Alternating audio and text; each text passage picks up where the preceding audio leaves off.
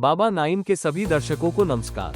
कला का गढ़ माने जाने वाले जवाहर कला केंद्र में भ्रष्टाचार और अनियमितताओं के खिलाफ विरोध प्रदर्शन कर उप मुख्यमंत्री दिया कुमारी को ज्ञापन दिया। आज 17 सितंबर 2025 के दिन माननीय प्रधानमंत्री नरेंद्र मोदी जी के जन्मदिन के अवसर पर सेवा पखवाड़े कार्यक्रम का उद्घाटन समारोह के दौरान कलाकारों ने उप मुख्यमंत्री दिया कुमारी और जवाहर कला केंद्र जयपुर के उच्च अधिकारियों से भेंट कर केंद्र में चल रहे भ्रष्टाचार और अनियमितताओं के खिलाफ ज्ञापन दिया। कलाकारों ने ज्ञापन के माध्यम से उच्च स्तरीय जांच की मांग की और दोषियों पर वित्तीय और प्रशासनिक कार्रवाई करने की भी मांग की। केंद्र का मूल संविधान लागू करो, लागू करो, जवाहर कला केंद्र का मूल संविधान लागू करो, लागू करो, लागू करो। खाली बाउचर संस्कृति नहीं चलेगी, नहीं चलेगी, खाली बाउचर संस्कृति नहीं चलेगी, नहीं चलेगी। प्रदर्शन के दौरान बाबा नाइन के संवाददाता ने कलाकारों से बात की और इस प्रदर्शन के बारे में जानकारी ली। ये प्रदर्शन बहुत ही विलंब से हो रहा है, बहुत पहले हो जाना चाहिए था, लेकिन बहुत सारे जो जुझारू कलाकार हैं उन्होंने जो सूचनाएं एकत्र की हैं विभिन्न विभागों से, उनकी नोटिंग एकत्र की है। उसके साथ में आके ये पता लगा है कि किस तरह से कुछ लोग बड़े ही लंबे समय से इस संस्थान के अंदर काबिज रह के उल्टे सीधे काम जो है अनियमितताएं हर तरह की कर रहे थे, जिसमें भ्रष्टाचार मुख्य है।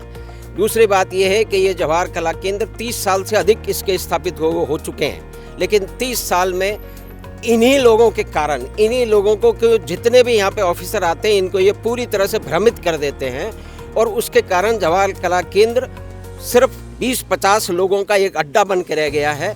इस जवाहर कला केंद्र ने एक RTI के उत्तर में बताया है कि हमने इसके जो मुख्य उद्देश्य हैं उनके संवर्धन के लिए, उनकी उन्नति के लिए, उसके प्रचार प्रसार के लिए कुछ नहीं किया है। सिर्फ यहाँ पे 140 का ऑडिटोरियम है, उसमें 100 लोग आते हैं, उनके लिए ये कार्यक्रम करता है। 40-50 लोगों का रह गया है। गंगानगर का क्या कर रहा है ये जवाहर कला केंद्र? भीलवाड़ा, बांसवाड़ा, जैसलमेर और कोटा, उनके लिए क्या ये संस्थान पूरे प्रांत के लिए स्थापित किया गया था, ना कि इस शहर के 10-20-50 लोगों के लिए। लेकिन इन लोगों की हेरा फेरी से, इन लोगों की लगातार चलती हुई अनियमितताओं के कारण और भी अन्य कारणों के कारण ये इस स्थिति में खड़ा है। अब आप चिल्ड्रन थिएटर की बात करिए। चिल्ड्रन थिएटर क्या सिर्फ जयपुर को चाहिए? ये सिर्फ जयपुर में जवाहर कला केंद्र में 200-200 लोगों को इकट्ठा कर लेते हैं। जयपुर के 10 जगह कर सकते हैं, दूसरे हर प्रांत में होना चाहिए, लेकिन ये विजन ही नहीं है, ये दृष्टि ही नहीं है। क्योंकि इन लोगों ने, इनकी इतनी ही दृष्टि है कि उनको खुद के फायदे देखने हैं। जो लोग यहाँ पे 1-1 साल के कॉन्ट्रैक्ट पे आए थे, आज 20-20 साल तक जोंक बन करके इस संस्था को चूस रहे हैं, इसको भ्रमित कर रहे हैं, सारे प्रशासन को और सभी लोगों को भ्रमित कर रहे हैं। कुछ लोगों की तालियां बटोर रहे हैं। 10-20-50 लोग हैं, वही कार्यक्रम करते हैं, वही दिखाते हैं, वही देखते हैं। तो इसमें अगर संविधान के ऊपर इसको लागू किया जाए, जिसके अंदर हर क्षेत्र के पूरे प्रांत से और कुछ बाहर के भी, और अलग इसके संविधान में लिखा हुआ है कि 8 या 7 जो हैं वो अलग अलग जियोग्राफिकल क्षेत्र हैं। जवाहर कला केंद्र को क्या मालूम कि जैसलमेर में कौन किस विधा में क्या काम कर रहा है? तो ये जो 3 लोग यहाँ बैठ करके, 4 लोग बैठ करके, कुछ ये लोग बैठ करके इस संस्थान का दुरुपयोग कर रहे हैं, ये भी लंबे समय से चल रहा है। और अब सब नौजवान साथियों की मेहनत और लगन से ये जो सामने आए हैं, तो हम तो अब यही आशा करते हैं। माननीय मंत्री जी को आज ये ज्ञापन भी हमने दिया है, उनसे प्रार्थना की है कि संविधान को लागू करवाएं तो अधिकतर सभी समस्याओं का समाधान हो पाएगा। यही हम आशा करते हैं। ज्ञापन दिया है आपने, उसके मुख्य बिंदु जो आज ज्ञापन दिया है उसका क्या रहे? जैसा कि ये मूल बात जो अभी सर ने बताई है, इसके जो मेन ये सारी चीज़ें पकड़ में कैसे आई और ये प्रॉब्लम हो क्यों रही है। जब ये पकड़े तो यहाँ पर जो कर्मचारी हैं करीब 20-25-28 सालों से यहाँ पर बने हुए हैं, और यहाँ तक कि जवाहर कला केंद्र में सेवा नियम नहीं है, बने ही नहीं। ये एक ऑटोनॉमस बॉडी है, इसके सेवा नियम नहीं बने हैं। सेवा नियम नहीं बनने के बावजूद भी इन्होंने क्या है कि भर्तियाँ कर ली, और भर्तियाँ किस आधार पर की गई? बैकडोर एंट्री कर ली। चुपचाप से सारी, क्योंकि जो भर्ती होनी चाहिए थी वो आरपीएससी के माध्यम से होनी चाहिए थी और इन्होंने अपनी गड़बड़ी करके भर्ती कर ली और भर्ती नहीं की। यहाँ पर एक साधारण सा आदमी जो कि एक क्यूरेटर था, म्यूजियम के लिए रखा गया था। जैसे 2008 में 4 साल बाद हो गया म्यूजियम बंद, अब उसका यहाँ कोई काम नहीं था, लेकिन उसको फिर भी यहाँ पे मौजूद रखा गया और उसके बाद वहाँ पर उनको अभी असिस्टेंट डायरेक्टर बना दिया गया। जब ये क्या है कि कुछ कागज हमारे हाथ लगे तो इन दिनों अखबार में सुर्खियों में था कि कोई एक क्यूरेटर आदमी असिस्टेंट डायरेक्टर पोस्ट पर कैसे पहुंच गया।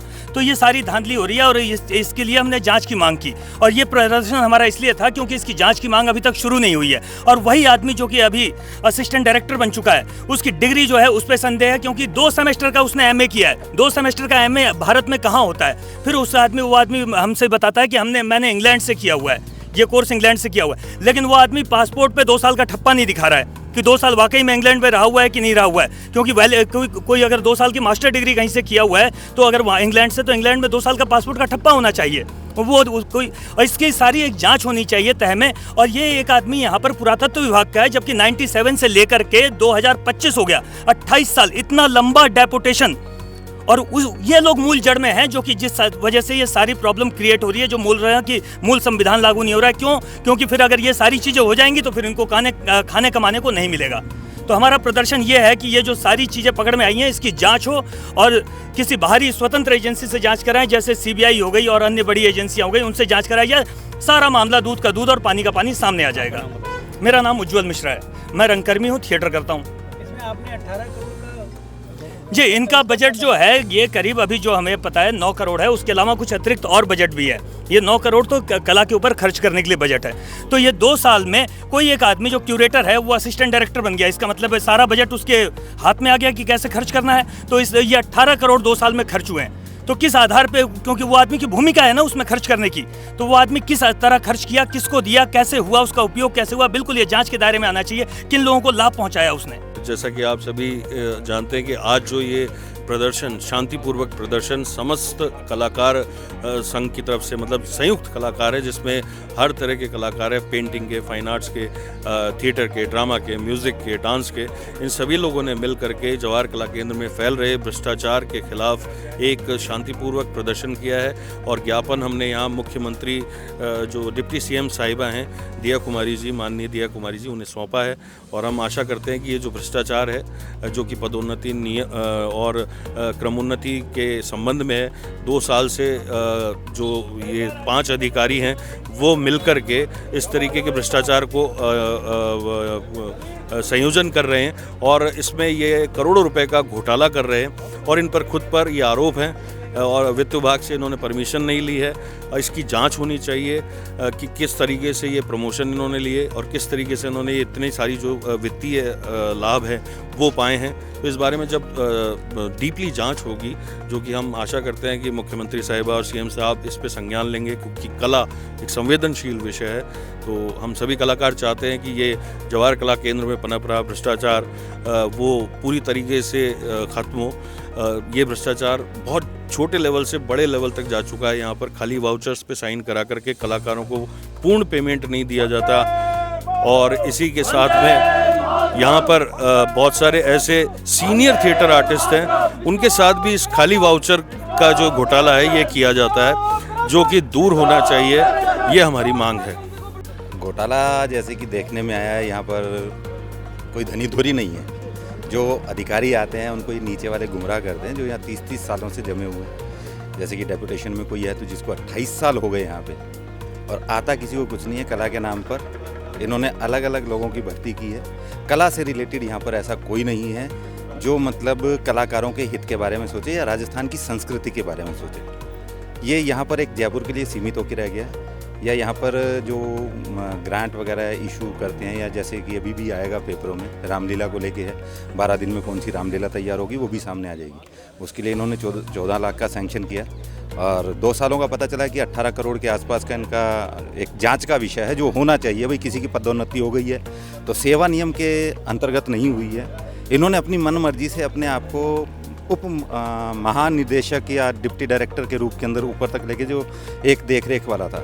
तो कोई देखने वाला जब नहीं होगा तो इस तरह की तो होंगी। ये एक जांच का विषय है कि सरकार इसकी जांच करवाए, वित्त डिपार्टमेंट से भी करवाए, और जो भी सरकारी अधिनियम है उनको देखते हुए जो जवाहर कला केंद्र का संविधान है वो इसकी जो सेवा नियम है वो लागू होने चाहिए, क्योंकि आरटीआई में मांगा गया तो उन्होंने कहा हमारे पास ऐसा कोई नियम नहीं है, ऐसा कोई संविधान नहीं है जिसके तहत हम दें। और सूचना को भी अगर आप ध्यान से देखेंगे तो लगभग सूचनाएं इन्होंने छुपाई हैं जो दी ही नहीं है, जो कि नॉर्मल है कि एक आरटीआई के अंतर्गत अगर कोई सूचना मांगी जाए तो आराम से दी जा सकती है। और मेरा सिर्फ इतना सा निवेदन है कि सरकार एक बार इसकी जांच करवाए ताकि कलाकारों की ये मेहनत थोड़ी सी रंग लाए और कुछ कलाकारों को जो प्लेटफॉर्म नहीं मिल पा रहा है वो प्लेटफॉर्म भी मिले। प्लेटफॉर्म की बात नहीं, कहानी ये है कि जवाहर कला केंद्र किस चीज़ के लिए खुला गया, उसका एजेंडा क्या था। यहाँ पे और भी हर क्षेत्र के मतलब हर जैसे ललित कला अकेडमी खुला हुआ है ना, आपके जितनी भी अकेडमीज खुली हुई हैं वो हर भाषा की खुली हुई हैं, सबके लिए हैं, थिएटर के लिए कुछ भी नहीं है, पहली बात। दूसरी बात ये कि एक क्षेत्र खोला गया जिसमें सारी कलाएं मिलके रहेंगी, सम्मिलित होंगी और वहाँ सीखी जाएंगी, वहाँ आर्टिस्ट आएंगे, बैठेंगे, काम करेंगे, उनके लिए स्पेस होगा, समय समय उनके लिए बहुत सारी वर्कशॉप होंगी। तो ये उसका एजेंडा था, वो एजेंडा तो गायब हो गया। अब हो क्या गया, अब खाली यहाँ पे सिर्फ मेले लगते हैं, वो मेले ठेले लगाने के लिए हम लोग नहीं हैं भाई। एक्चुअली होना क्या था वो तो उन्होंने गायब कर दिया। यहाँ पे एक कमेटी बनने वाली थी, इस कमेटी के अंदर जितने कलाकार थे हर विधा के, तो उनका कोई बड़ा आदमी उसके अंदर हो जो नामी चीन हो, वो कमेटी में रहे और कमेटी डिसाइड करेगी कि क्या होने वाला है। बाकी जो लोग हैं वो तो उसके अंदर कार्य करता है भाई, सरकार ने रखे गए हैं, वो हमारे लिए रखे हैं, हम उनके लिए काम करने वाले लोग नहीं हैं, वो हमारे लिए रखे गए कि हमारे लिए वो काम करेंगे। जबकि यहाँ उल्टा हो रहा है कि वो सब चीज़ें ख़त्म हो गई हैं, डिपार्टमेंट सारे बंद हो गए हैं। यहाँ इतने डिपार्टमेंट हैं, यहाँ म्यूज़िक का है, डांस का है, कथक का है और क्या बोलते हैं, अब कला दीक्षा में देख लो तो आप पेंटिंग का है, स्कल्पचर का है, लिथो का है, सब कुछ का है, इवन फोटोग्राफी का भी अलग से है। वो सारे डिपार्टमेंट बंद है, तो क्या फ़ायदा हुआ। पहले यहाँ पे एक डिपार्टमेंट खुला होता था जिसके अंदर हर कलाकार आता था और अपनी पेंटिंग बनाता था या लिथो कुछ करता था, उसके लिए एक अलग से क्षेत्र था, उसका कार्ड बनता था, वो जाता था हर महीने काम करता था, उसके पैसे पे करता था, वो उसका कार्ड काम आता था, वो यहाँ के अपना काम करता था। वो डिपार्टमेंट बंद कर दिया तो लोगों ने बैठना बंद कर दिया, यहाँ आर्टिस्ट आने बंद हो गए। अब यहाँ सिर्फ और सिर्फ भाई जवाहर कला का जिस चीज़ के लिए खुला है वही काम होना चाहिए, यही मेन मुद्दा है। आर्टिस्ट के लिए खुला था तो आर्टिस्ट के लिए काम होना चाहिए। दूसरी बात, जो चीज़ें उनको लिए डिसाइड की थी वो डिसाइडेड नहीं है अब तक। उनके लिए 1000 डिसाइड किए थे, 200 रुपये दे रहे हो आप, व्हाट इज दिस। तो ये चीज़ें बिल्कुल बात होनी चाहिए सीरियस है। कलाकार सदियों से समाज को अपनी कला के माध्यम से जागरूक करते आए हैं। आने वाले वक्त में देखते हैं कैसे सरकार कलाकारों को प्रोत्साहन देती है। तो बने रहिए बाबा 9 के साथ, क्योंकि बाबा सब जानता है।